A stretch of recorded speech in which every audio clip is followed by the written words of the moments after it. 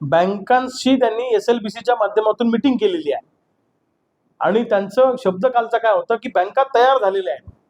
म्हणजे बँका तयार झालेल्या आहेत, बँकां कोणाचं ऐकतात, रिझर्व्ह बँकेचं ऐकतात, बँकांचं ऐकत नाही. माझं एवढंच म्हणणं आहे की तुम्ही कर्ज त्यांनी सोडून दिलं वगैरे हा भाग नंतरचा आहे, पण आमचं सिबिल खराब होणार नाही याची गॅरंटी काय? सिबिल खराब होणार ना. आता ही सगळी प्रक्रिया सुरू झाली, कशा प्रकारे शेतकऱ्यांनी कशा मी सांगितलं ना की सरकारनं 2 लाख रुपये सरसकट कर्जमाफी करतो असं म्हटलं होतं, तर पूर्णचे पैसे भरले पाहिजे सरकारने व्याजासहित आमचे. आता तुम्ही आहे, तुमच्यावर कर्ज आहे समजा 1.25 लाख रुपये, सरकारनं पाठवले 70,000 रुपये, वरचे पैसे बँक तुम्हाला सोडेल आणि तुम्हाला बिझनेससाठी लोन घ्यायचं आहे, देणार नाही बँक, सिबिल खराब आहे तुमचं, वरचे पैसे तुम्हाला भरावे लागतील. राज्यातल्या कॅबिनेट मंत्र्यांना काहीच अधिकार नाही असं. हो, कॅबिनेट मंत्र्यांना अधिकार असते तर त्यांनी तिथे बोलले असते ना. आज झालेला निर्णय कॅबिनेट मंत्र्यांना तिसऱ्या दिवशी कळतो. काही काही निर्णय जे कॅबिनेटमध्ये न होणारे निर्णय आहेत ते त्यांना नंतर कळतात. त्यांना अधिकार काय? अधिकार असेल तर अनेक कॅबिनेट मंत्र्यांनी आमचं सिबिल खराब होणार नाही याची गॅरंटी द्यावी. सिबिलवर का बोलत नाही? सिबिलवर बोला. 2 लाख रुपये आम्ही सरसकट माफ करू अशी घोषणा केली का नाही? मग व्याजासहित पैसे भरा ना बँकेमध्ये तुम्ही आमचे. अर्धवट का भरताय, मुद्दल का भरताय? नाही तर तुम्हाला नवीन पीक कर्ज मिळणार आहे, तुम्हाला लीजचा दाखला मिळणार. अरे पीक कर्ज मिळेल पण पोराच्या शिक्षणासाठी लोन मिळेल का मला? पुढचे सगळे रस्ते ब्लॉक करतायत ना आमचे. म्हणजे घुमजाव करण्याचा प्रयत्न करायचा, दिशाभूल करायचा प्रयत्न करायचा, असा सरकारचा अजेंडा आहे. हे आम्ही चालू देणार नाही. महाराष्ट्रातल्या शेतकऱ्याची ताकद काय असते सरकारला दाखवून देऊ. जसं दिल्लीमध्ये विद्यार्थ्यांनी आपली ताकद दाखवून दिली आणि मी म्हणणाऱ्या हिटलरशाही सरकारला झुकवलं. रोज रात्री यांना झोप लागत नाही म्हणून रात्री 2-2 वाजता व्हिडिओ करावे लागतात पंतप्रधानांना, तशी यांनाही रात्री 2-2 वाजता व्हिडिओ करावे लागतील अशी व्यवस्था महाराष्ट्रातला शेतकरी करेल. क्रांतिकारी संघटनेची भूमिका ही क्रांतिकारी स्वरूपाची राहिली. मगाशी उल्लेख केला की शक्तीपीठ महामार्गाला विरोध, तो विरोध क्रांतिकारी स्वरूपात अजून या भागात दिसलेला नाही आहे. जिथं जिथं शक्तीपीठ महामार्गावाले शेतकरी आम्हाला भेटतात, आमचा त्यांना पाठिंबा असतो. जिथं ते आम्हाला बोलवतील तिथं आम्ही त्यांच्यासोबत जायला तयार आहे.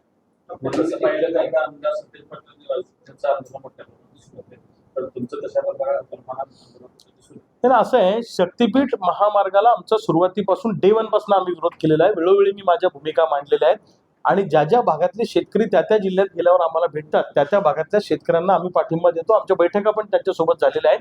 जर आम्हाला बोलवलं त्यांनी त्या लढ्यामध्ये तर आम्ही जाऊ, ते काय अडचण नाही. शेतकऱ्यांनी बोलवलं तर जाऊ. तुमचं निरीक्षण काय? शेतकरी शक्तीपीठच्या बाजूने, शेतकरी शक्तीपीठच्या बाजूने जे असणारे लोक भासवल्या जात आहेत हे सरकारचे एजंट आहेत. शक्तीपीठच्या बाजूने कोणी सामान्य शेतकरी नाही. लेकरापेक्षाही जास्त जीव आपण जमिनीला लावतो, लक्षात ठेवा. त्यामुळे कोणताही शेतकरी तशी जमीन द्यायला तयार होणार नाही. आणि शक्तीपीठ महामार्ग झाल्यानं काय आमच्या घरावर काय लय मोठे येणार आहे? हक्काची जमीन आम्ही देणार नाही. आणि शक्तीपीठ महामार्गासाठी कोणी मोर्चा काढला नाही, आंदोलन केलं नाही, मागणी नाही, कोणाचं काहीच नाही. समृद्धी महामार्गात सुद्धा शेतकऱ्यांचा विरोध होता, परंतु त्याचे नुकसान भरपाईला मोबदला जास्त वाढवून दिल्यानंतर शेतकऱ्यांचा विरोध मावळला. समृद्धी महामार्ग झाल्याने शेतकऱ्यांच्या आयुष्यात काय फरक पडला? फक्त एवढंच झालं की आम्ही विदर्भातल्या लोकांचं आम्हाला 11 तास लागत होते तर आम्हाला आता 9 तास लागतात जायला, इतकंच झालं. शेतकऱ्यांचा एक्सपोर्ट किती वाढला? शेतकऱ्यांचा शेतमाल चालला का कुठे तिकडे? एक्सपोर्ट नाही वाढलं. ते जरी सांगत असतील तरी नाही. इकडे आम्हाला सोयाबीन मध्ये लुटायचं, इकडे आम्हाला कापसात लुटायचं, इकडे आम्हाला दुधात लुटायचं, ऊसात लुटायचं. आम्ही काय ते नटबोल्ट खायचे का? तर मलबार हिलवाला मंत्री मागे म्हणे ना, शेतीमुळे नाही उद्योगामुळे देशाची भरभराट झाली. आम्ही त्याला सांगितलं की अन्नधान्य खाऊ नका, आम्ही पिकवलेलं, तू तुझ्या कारखान्यातून तयार झालेलं नटबोल्ट खा. विकास म्हणजे काय? विकास म्हणजे रोड, रस्ते, डांबर आणि एखादं मोठी बिल्डिंग म्हणजे विकास नाही. विकास म्हणजे आमच्या पोरांना चांगलं शिक्षण मिळालं पाहिजे, आमचं पोरगे परदेशात शिकायला गेलं पाहिजे, जिल्हा परिषद शाळेचा दर्जा सुधारला पाहिजे, नगरपालिकेच्या शाळेचा दर्जा सुधारला पाहिजे, आरोग्याची यंत्रणा चांगली झाली पाहिजे, सामान्य माणसाचं जगणं सुखकर झालं पाहिजे, त्याला सन्मानाने जगता आलं पाहिजे. याला म्हणतात विकास. विकास म्हणजे समृद्धी महामार्ग, शक्तीपीठ महामार्ग नाही. कॅबिनेट मंत्र्यांच्या अधिकारावर तुम्ही मगाशी विदर्भात एक काय नेमकी म्हण? आमच्या विदर्भात एक म्हण आहे की ज्याला काहीच अधिकार नसतात त्याला मालक सांगेल तसं ऐकावं लागतंय. ती म्हण अशी आहे की सांग पाटला काय लिहू, उपटपळाटी पेरगव. हा मग काय. आणि त्यांना जर काही अधिकार आहेत तर त्यांनी बदल करून द्यावे कर्जमुक्ती योजनेमध्ये आम्हाला. सदाभाऊ खोत नंतर त्यांना काय नाही, मला असं वाटतं की विद्यार्थ्यांकडे सहानुभूतीच्या नजरेनं सगळ्यांनी बघितलं पाहिजे. विद्यार्थ्यांचं जे आंदोलन आहे त्यांच्या भावना समजून घेणं महत्त्वाचे आहे. आजही पंतप्रधानांनी व्हिडिओ करून त्याच्यावर काय मुझे गालिया दिया, मेरे बापू गालिया दिया, हा विषय भावनिकतेचा नाहीये, हा विद्यार्थ्यांच्या आयुष्याचा प्रश्न आहे. त्यामुळे या प्रश्नाला उगीच पाकिस्तानशी संबंध, इकडे कुठे अशा पद्धतीचे संबंध लावू नये. विद्यार्थ्यांच्या प्रश्न समजून घेतले पाहिजे सगळ्यांनी, असं मला वाटतं.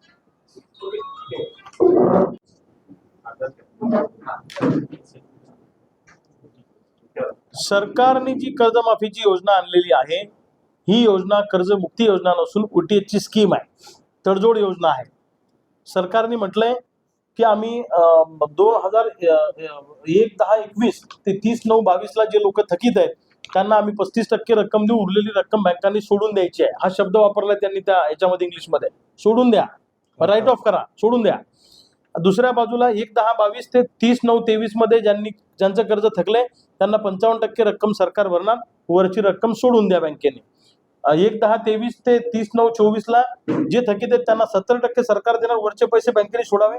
1-9-24 ते 30-9-25 85% रक्कम सरकार देणार, वरचे पैसे सोडून द्या.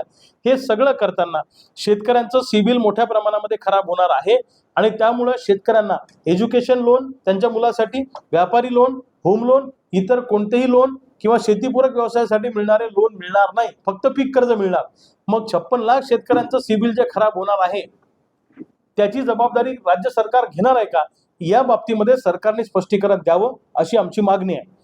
दुसऱ्या बाजूला रेग्युलर कर्ज भरणारे शेतकरी सुद्धा यांना 2 लाख रुपयाच्या कर्जमाफीमध्ये समाविष्ट केलं पाहिजे. ITR भरणाऱ्या शेतकऱ्यांना सुद्धा कर्जमाफीमध्ये समाविष्ट करा.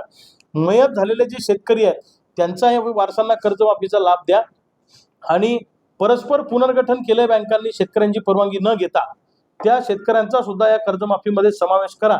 यासाठी आम्ही लवकरच मोठा लढा उभारणार आहोत आणि त्याचा एल्गार आणि त्या लढ्याची सुरुवात कोल्हापूर मधून त्या ठिकाणी आम्ही करणार आहोत येणाऱ्या या ऑगस्ट महिन्यामध्ये, असं आम्ही ठरवलेलं आहे. आणि त्याचं कोऑर्डिनेशन वैभवदादा कांबळेंच्या समन्वयाने त्या ठिकाणी होणार आहे, हे मला आवर्जून सांगायचं आहे. पीक विमा योजना जी सरकारने आणलेली आहे ही बंद करा, 1 रुपयावाली पीक विमा योजना चालू करा जुनी, अशी सरकारकडे आमची मागणी आहे. यावर्षी पीक विमा भरणाऱ्या शेतकऱ्यांची संख्या फक्त 50% आहे, पुढच्या वर्षी ती पण राहणार नाही. कारण यावर्षी ही योजना अशी आहे की पीक विमाच मिळणार नाही कापणी प्रयोगावर आधारितचा. त्यामुळे 1 रुपयातली जी पीक विमा योजना आहे ती सरकारने आणावी अशी या निमित्तानं आमची मागणी आहे. साखरेचे दर वाढलेले आहेत, त्यामुळे ऊसाचे दर आता वाढवले पाहिजे. ज्या कारखान्यांनी एकरकमी FRP दिली नाही त्यांच्यावर कठोर कारवाई सरकारनं केली पाहिजे. सरकार साखर कारखानदारांच्या पाठीशी आहे, शेतकऱ्यांच्या पाठीशी नाही. पण शेतकरी पुत्रांनी आता ऊसाचा दांडका हातात घेऊन या कारखानदाराच्या आणि सरकारच्या पाठीत घातला पाहिजे. कारखानदार आणि सरकार यांचं संगनमत आहे आणि त्याच्यातून शेतकऱ्यांना लुटण्याचा डाव सरकारचा त्या ठिकाणी सुरू आहे. म्हणून आमचं म्हणणं आहे की या सगळ्या प्रश्नावर प्रचंड मोठं आंदोलन येणाऱ्या काळामध्ये आम्ही उभं करणार आहोत. ऊसाचा दर असेल, दुधाचा दर असेल, कर्जमुक्तीची लढाई असेल, पीक विम्याचा प्रश्न असेल, याच्यासाठी येणाऱ्या काळामध्ये मोठं आंदोलन उभं राहील आणि त्याची सुरुवात कोल्हापूर जिल्ह्यातनं होणार आहे. दुसऱ्या बाजूला क्रांतिकारी शेतकरी संघटनेचा विस्तार करण्याच्या हेतूने महाराष्ट्राच्या कानाकोपऱ्यात आमचे दौरे सुरू आहेत. यामध्ये तरुणांचा ओढा संघटनेकडे जास्त आहे. राजकीय पक्षांपासून आम्ही समान अंतरावर आहोत. आमचं असं नाही की या वर्षी याच्यासोबत युती, पुढच्या वर्षी त्याच्यासोबत युती आणि एका मतदारसंघाला डोळ्यासमोर ठेवून क्रांतिकारी शेतकरी संघटना काम करणार नाही. महाराष्ट्रातल्या सगळ्या पिकांसाठी सगळ्या शेतकऱ्यांना एकत्र करून मोठी लढाई आम्ही उभी करणार आहोत आणि सामाजिक संघटना म्हणून ही संघटना येणाऱ्या काळामध्ये काम करणार.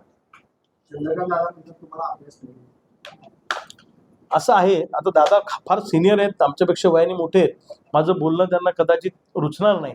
पण असं आहे की आमचा जेवढा शेतकऱ्यांच्या प्रश्नावर अभ्यास आहे, आम्ही आमचं लाईफ डेडिकेट केलं नाही याच्यासाठी. सत्तेतल्या अनेक पदांना लाथ मारलेले आम्ही आहोत. मी वस्त्रोद्योग महामंडळाचा अध्यक्ष होतो 2014च्या सरकारमध्ये. मी राजीनामा देऊन एसटीने गावाकडे आलो. आमचं आयुष्य शेतीच्या प्रश्नावर गेलंय. आमच्या एवढा अभ्यास कुणाचा असणार आहे? मला ज्यांना ज्यांना वाटतं आमचा अभ्यास नाही त्यांनी समोरासमोर यावं, आमच्यासोबत चौकात चर्चा करावी.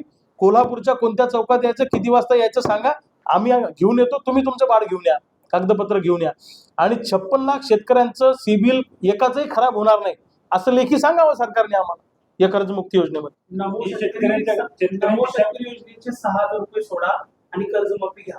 असं आता शेतकऱ्यांची अवस्था झाली त्या संदर्भात काय सांगाल?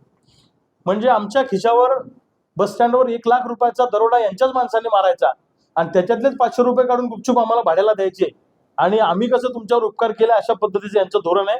हे चालणार नाही. कर्जमुक्ती घेतलेल्या शेतकऱ्यांना सुद्धा नमोचा हप्ता मिळाला पाहिजे अशी आमची मागणी आहे.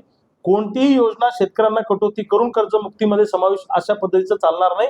कर्जमुक्ती हा आमचा अधिकार आहे, कारण यांच्या धोरणामुळे आमच्यावर झालेलं कर्ज आहे ते कर्जमुक्त आम्ही झालो पाहिजे. जेव्हा पिकलं तेव्हा लुटलं, आता देणं घेणं फिटलं, आम्ही तुमचा 1 रुपया देऊ शकत नाही असं झालं तर मोठं आंदोलन उभं राहील आणि त्याची सुरुवात कोल्हापुरात नाही.